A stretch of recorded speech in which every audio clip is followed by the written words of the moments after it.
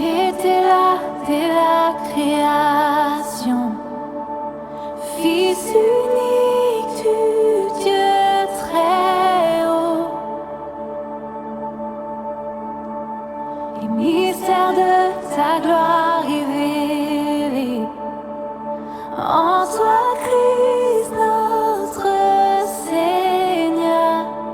Oh, ce nom est si merveilleux, oh, ce nom est si merveilleux.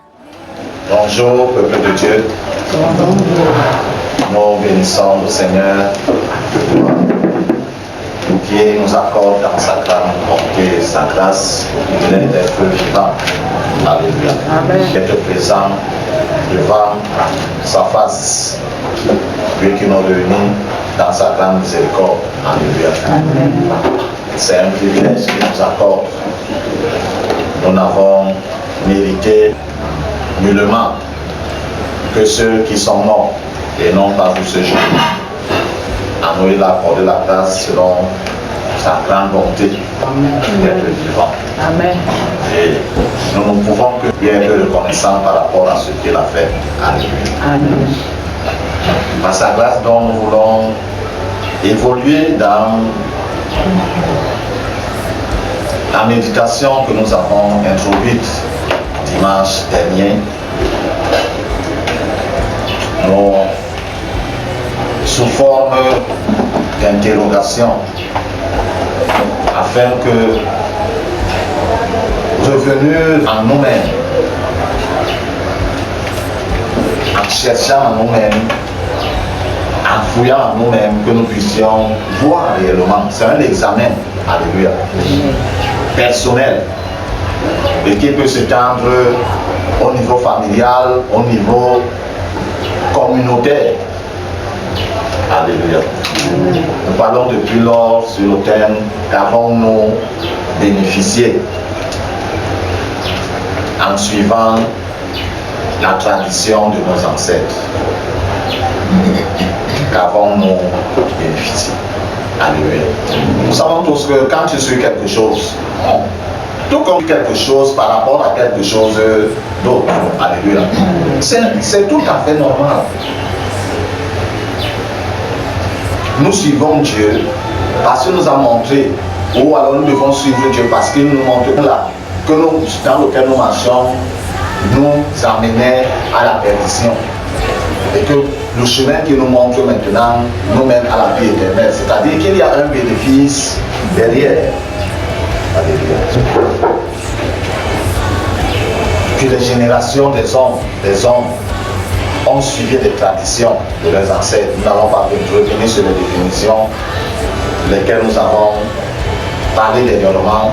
Et de génération en génération, ces traditions ont été transmises.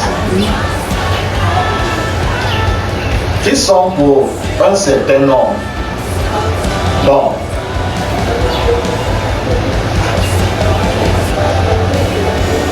Mais pour la majorité, ou la plus grande majorité, si on peut donner un certain pourcentage mauvaise, alléluia, parce que parfait ne peut pas établir quelque chose qui soit parfait, acceptable et agréable à Dieu. Dieu trouvera toujours quelque chose à redire. Alléluia. Mais les hommes dans l'élan d'opposition même et de rébellion vis-à-vis de Dieu ont continué malgré l'interpellation de Dieu à marcher selon la tradition ou les coutumes de leurs ancêtres. Et comme je disais tantôt, qui pour la grande majorité les ont davantage amenés dans les précipices. Pour dire l'humanité est dans la situation dans laquelle elle est aujourd'hui, chaque nation pour sa part, à cause de quoi? L'outil régulier des traditions de leurs ancêtres. Chaque famille pour sa part, parce que la nation est constituée d'individus, ces individus sont regroupés dans les familles, un petit noyau qui est dans un grand noyau de famille et qui constitue un village, les villages, bref, les communautés de la nation. génération et ton futur. Alléluia. Nous avons vu le cas de la famille d'Abraham à partir de son père, qui a suivi pleinement les traditions de ses ancêtres. Mais malheureusement pour lui, parce que ses ancêtres, l'histoire n'est pas très longue. Mais tout comme fait à son niveau, l'histoire est un peu longue. Il nous a dit que pendant que ses ancêtres, pour le plus vieux, qui est engendré, il avait 5 ans.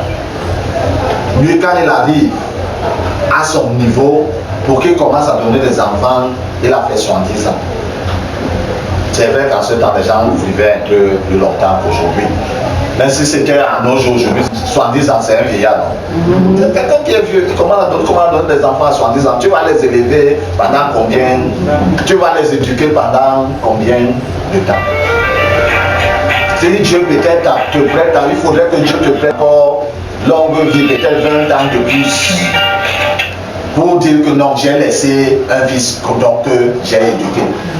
Donc tu meurs à 90 ans. Combien meurent à 90 ans de nos jours? Il n'y a que quelque part du côté asiatique.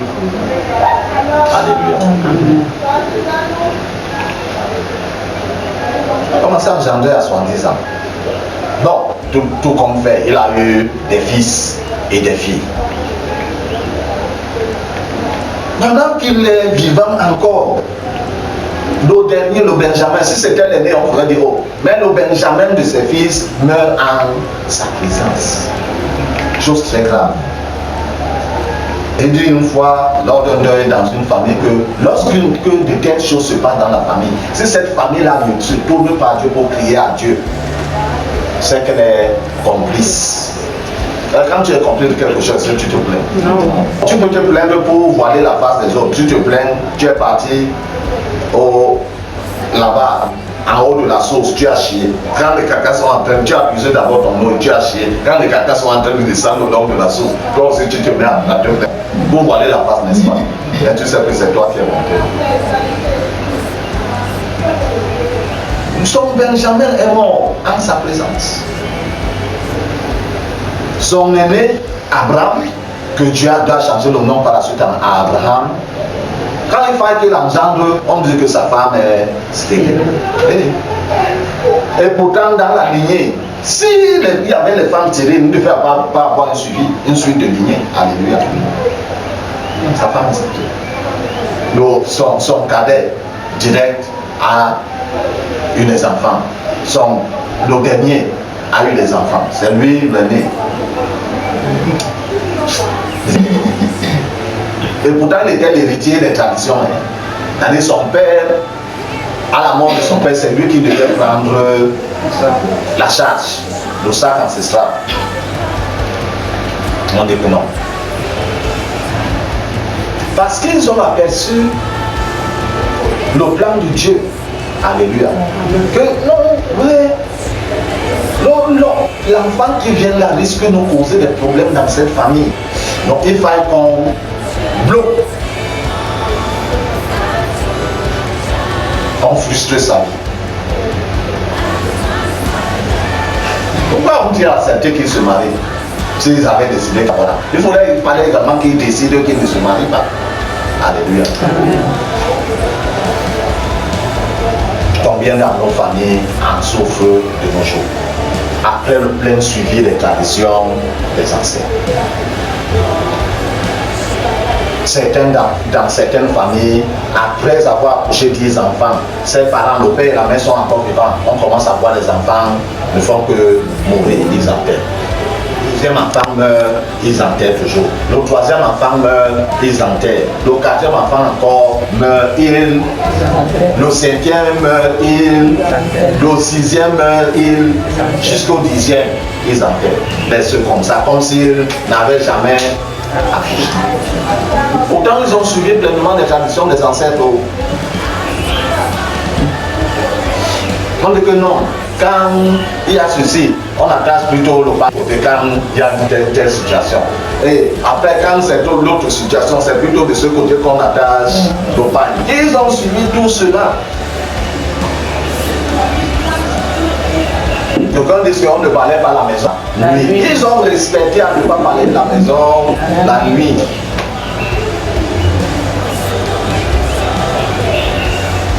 Mais ils enterrent leurs 10 enfants.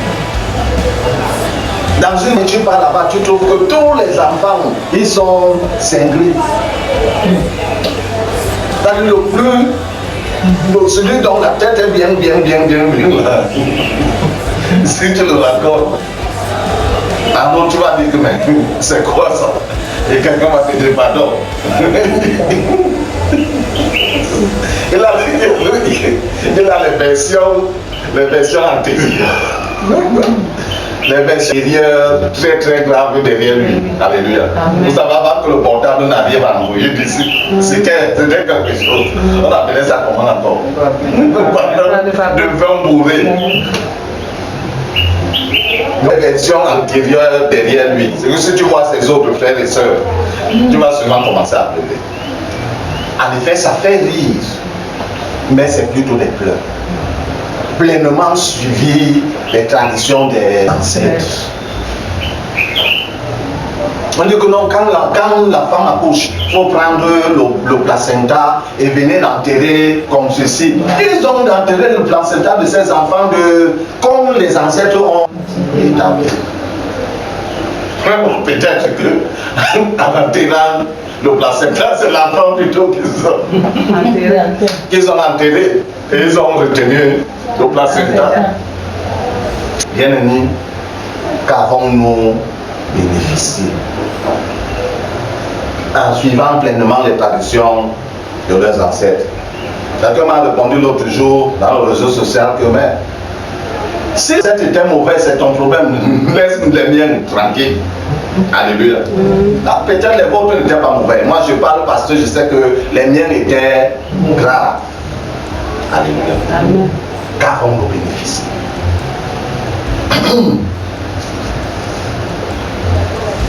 On dit que non. Pendant les cérémonies de la dot, quand le chef de famille met le whisky ou le vin de palme ou quoi, on verse souvent au portillon devant la porte, non? On verse dedans et on verse dehors, on verse dedans pour servir les ancêtres. C'est plutôt eux qui vous servent, qui servent les vivants, parce qu'eux ils prennent place. C'est eux qui vous accueillent, vous dites que vous servez les ancêtres. Et c'est ce qui est décidé. Vous entendez plus souvent, bon, quand ça semble difficile, on dit que non, donnez-nous un peu de temps, on part nos concerts. Et pas plutôt demander aux ancêtres. À ce niveau-ci, on fait. Et les ancêtres leur disent ce qu'il y a lieu. On suit tous les prescriptions. Le garçon là, il donne tout ce qu'on a demandé dans la liste. Mais à peine 3 mois, c'est lui-même qui renvoie la fille. Parce qu'il a été dit quelque part par les ancêtres que dans cette famille, c'est dommage. Et pourtant, ils ont suivi tout. C'est pas qu'on a donné la dot à moitié, on a donné la dot totale. La fille, voilà. Alléluia. C'est dans cet état de choses que Dieu rencontre, parce qu'il a suivi Abraham jusqu'à. Il vient nous coincer. Et comme nous disons au chapitre 12 de la Genèse, le premier verset au verset 3.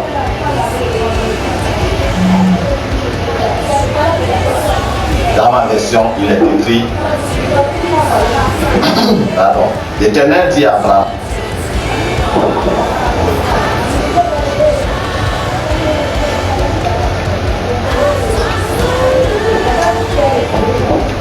quitte ton pays, ta patrie, ta famille, et va dans le pays que je te montrerai. Je ferai de toi une grande nation. Je te bénirai.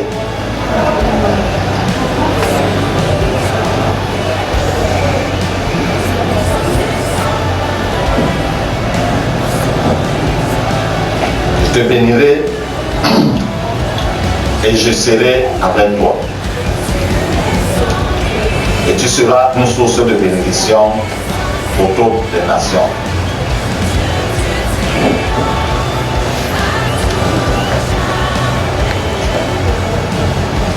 Celui qui te bénira sera béni et celui qui te maudira sera maudit. Amen. C'est dans cette situation que Dieu raconte à Abraham. Il ne connaissait pas Dieu. Certainement, on lui avait parlé que non, ce Dieu-là. Il parlait avant même, ça fait longtemps. C'est comme s'il s'est retiré de la scène, il s'est caché. Il ne parle plus aux hommes. Abraham, Dieu le rencontre, Dieu lui dit, fais comme ceci, fais comme ceci, fais comme. Quand on lit au verset 4, on dit que Abraham quitta. Donc quand on dit comme ça, c'est comme si Dieu lui a parlé là maintenant, et 10 minutes après, il a fait ses vacances pour partir. Alléluia. Il a fallu du temps. Parce que, contrairement à nous aujourd'hui, eux, ils vivaient en communauté. C'est-à-dire la tante du père est là, la tante du fils aîné est là, du cadet, du troisième. En fait, ils vivaient comme dans une communauté, comme dans un cercle. S'ils avaient les troupeaux étaient au milieu du grand cercle. Tu ne peux pas sortir sans être vu. Alléluia. C'est vrai qu'ils n'avaient pas à expliquer. Mais le fait qu'on a commencé à le voir dans une certaine attitude, ça a attiré l'attention des gens. Les gens lui ont certainement demandé, Abraham, tu parles, qu'est-ce qui se passe? Tout comme dans nos familles, quand réellement, finalement, Dieu te pointe quelque part et tu acceptes le message de l'évangile, tu te tournes vers Dieu, les questions qu'on te pose, c'est à peu près les mêmes questions qu'on a posées avant. Le Dieu là, tu l'as vu? Non. Il a quelle forme? Je ne sais pas. Mais tu ne sais pas quelqu'un qui tu dis qu'il t'a parlé. Il était placé au surpoids. Parce qu'eux, ils avaient leur Dieu, représenté de telle manière, de telle manière. Donc si le Dieu peut-être de la pluie te parle, tu sauras que c'est le Dieu de la pluie qui t'a parlé, n'est-ce pas? Mais le Dieu vivant qui n'a pas besoin, on ne le voit pas avec les dieux physiques. Tu entends seulement une voix. Es-tu sûr que c'est la voix de Dieu? Mais Abraham, finalement, a obéi et il est parti. Pourquoi partir? Parce qu'il a fait le même examen que Dieu nous demande de faire. J'ai pleinement suivi les traditions de mes ancêtres. Ma femme, elle est stérile. Ça veut dire que ma famille ou alors mon nom risque de s'arrêter ici.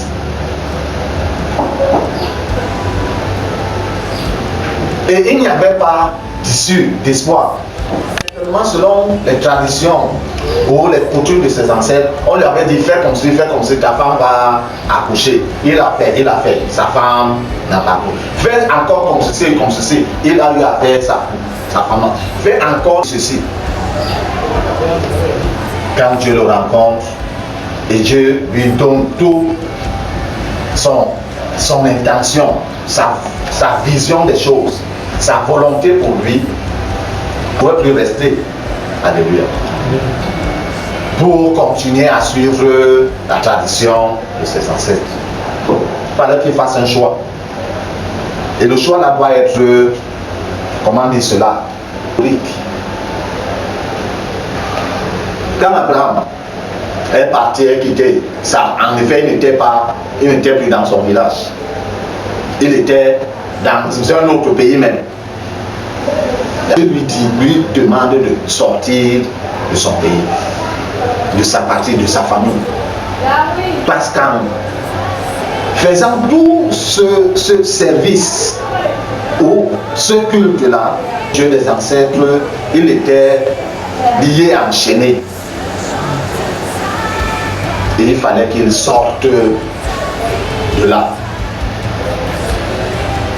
Et en obéissance à Dieu, Dieu l'a aidé à sortir. Non pas seulement physiquement. Le compte d'entre nous là sentent que non. Les choses des ancêtres là veulent me voler la vie. Il court ici, il court, il fuit. Et jusqu'à Londres. Quand il arrive à Londres, ça devient même plus dur que lorsqu'il était au pays ici. Parce qu'au pays ici, même si tu n'as pas, n'est-ce pas, tu peux côtoyer ton frère, tu sais que non, à midi, ils mettent toujours la nourriture sur la table, tu arrives à midi, ils te servent, non. Mais de l'autre côté, quand ils te servent le midi d'aujourd'hui, le midi de demain, le troisième midi, ils commencent à te regarder avec d'autres yeux. Toi-même, tu comprends que ton plat n'est plus quitté sur le tas. Parce que les choses sont difficiles.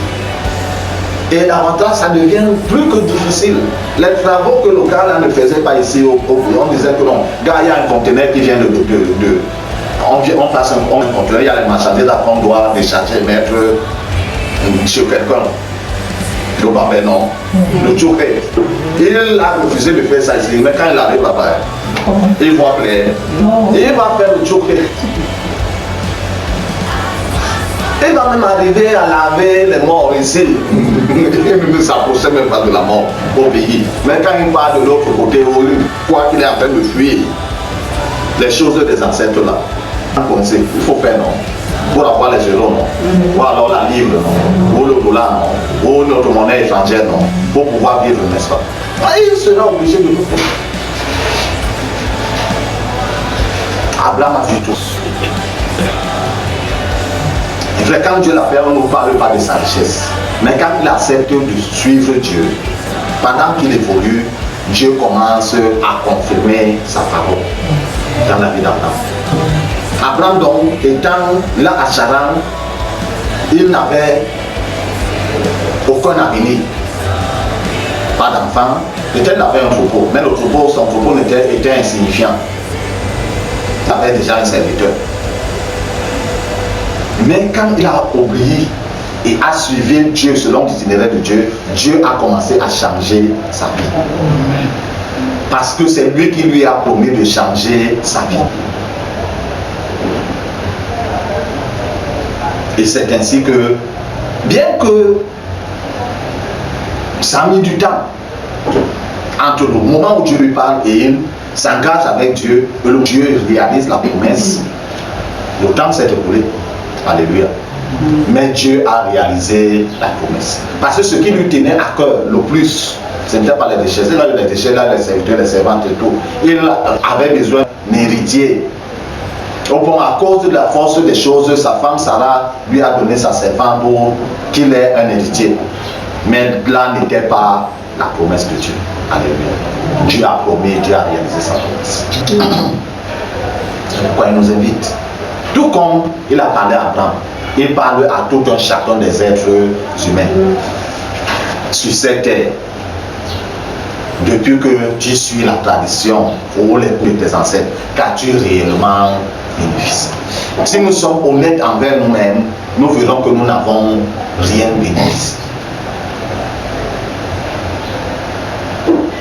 Parce qu'en effet, lorsqu'on te dit que cette situation est en train de te déranger, fais comme ceci, tu auras la solution.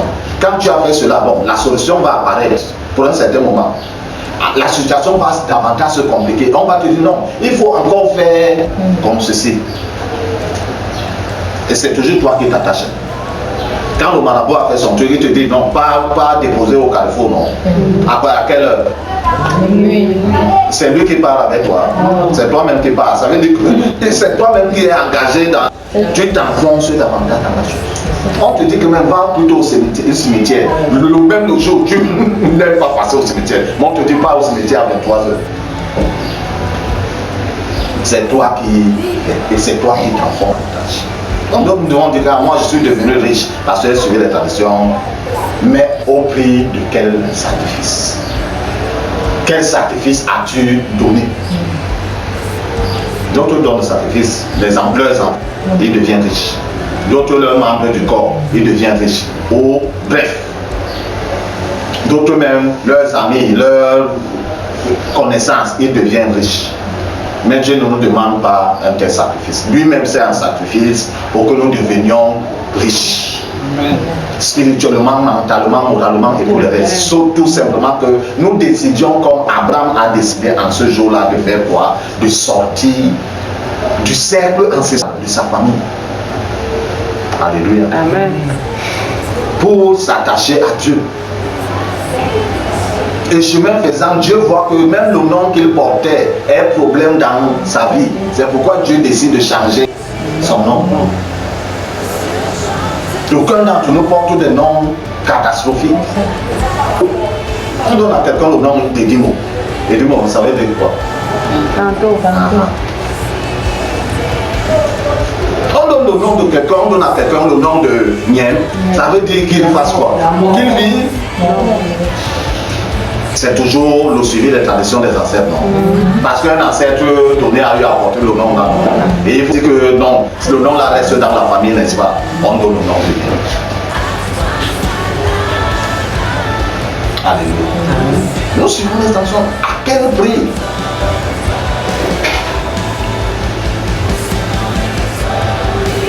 C'est à chacun de rester et de faire un examen de soi. Dieu ne va pas faire cet examen à notre place.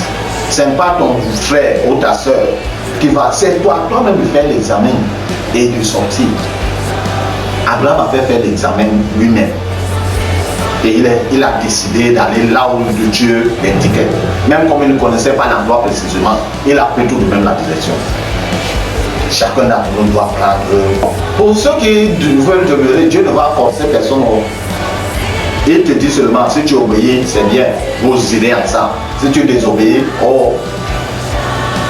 mais le moment approche où chacun d'entre nous va lui rendre compte. Alléluia. Bien-aimés dans le Seigneur, nous sommes en train d'avancer. Alléluia. Mais que chacun, sur cet instant donné, entre profondément dans la réflexion. Puisque nous voyons que c'est au prix de trop de choses. Aucun ancêtre t'a créé, n'a tracé un certain itinéraire de ta vie. Parce que l'itinéraire de sa propre vie, il l'a pas connu. Seulement rendu compte de sa vie allait. Alléluia. Parce qu'il a suivi ce que ses ancêtres ont laissé établir. Toi également, si tu suis, ta vie ira également tel que les ancêtres ont laissé établir. Non pas selon le plan de Dieu. Car Dieu a le plan pour chaque être humain qui vit sur cette terre. Et c'est le diable passe par ce que les ancêtres ont laissé pour s'opposer au plan de Dieu dans ta vie. Donc en obéissant à ce que les ancêtres ont laissé, tu es en train de délaisser le plan de Dieu pour ta vie, pour t'attacher au plan du diable. Le diable ne sait que faire trois choses: voler, égorger et détruire. C'est ces choses. Donc quelquefois il sait faire un peu de bien, mais il ne fait pas le bien pour le bien-être de la personne. Or Dieu, quand il bien, c'est pour ton bien. Mais quand il avait béni Abraham ou Abraham a été riche, n'est-ce pas? N'est-ce pas? Mais bien qu'il ait partagé ses biens à plusieurs enfants, à Isaïe et à d'autres, il a laissé encore pleinement à Isaac. Isaac, sur la base de la richesse de son père, il est devenu plus que riche et il a laissé aussi à Jacob. Combien ont été riches? Ils ont laissé quoi de nos jours? Même le champ de cacao, les hectares de cacao là, ça produit encore de nos jours. Le café, ça produit. Les champs de manioc et de tout, ça produit encore de nos jours. Bon entendeur, que le Seigneur bénisse sa sainte parole dans nos cœurs, surtout et surtout que nous puissions précieusement la garder et la mettre en pratique. C'est ça le plus important. Alléluia. Père de fidélité, Dieu de grâce, Jésus-Christ de Nazareth, merci pour ta parole que tu nous adresses en ce matin. Merci au Père de fidélité et de bonté, parce que tu nous connais parfaitement. Et tu nous parles, Seigneur notre Dieu, dans ton amour, mais selon la ténèbre, pour nous amener, Seigneur notre Dieu, dans la justice, afin qu'au Père éternel, notre roi, tes rapports avec nous, Seigneur notre Dieu, puissent être bien faits. Dans chacun d'entre nous qui a entendu, oh Dieu, Seigneur, de s'y disposer de manière effective, afin que le but pour lequel tu as permis que cette parole, oh Seigneur, nous l'entendions, puisse être accomplie dans nos vies au nom de Jésus qui Nazareth. J'élève ma voix, Père éternel, pour celui-là ou celle-là, aux personnes avancées en âge, que ce soit un adulte, que ce soit un jeune, un adolescent, un enfant, même un nourrisson, oh Dieu, dans les mains de sa maman, qui suivra ce message vidéo. Donne-lui, Seigneur, notre Dieu, un cœur et des oreilles de disciple. Que la personne entende une interpellation au travers de ma voix, oh Dieu, et se dispose favorablement à ta parole éternelle au nom de Jésus de Nazareth. Et pendant ce temps d'écoute, oh Dieu, toi qui connais pleinement, parfaitement sa vie, visite la vie de cette personne de manière vive au nom de Jésus, de manière profonde au Père éternel au nom de Jésus de Nazareth. Et commence, Seigneur notre Dieu, à censurer ce que le diable a réussi à établir dans la vie de cette personne. Parce que celle-ci, c'était au Seigneur notre Dieu engagé dans le suivi, Père éternel, notre mission de ses ancêtres.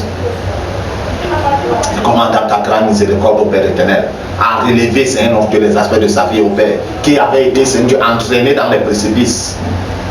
De bonté, fais le Seigneur selon ta grande bonté et ta miséricorde au nom de Jésus de Nazareth. Merci Père Tout-Puissant, parce que toi tu es parfait et tu agis toujours selon tes perfections divines. Que ton Saint-Nom soit élevé, honoré et glorifié au nom de Jésus de Nazareth. Amen.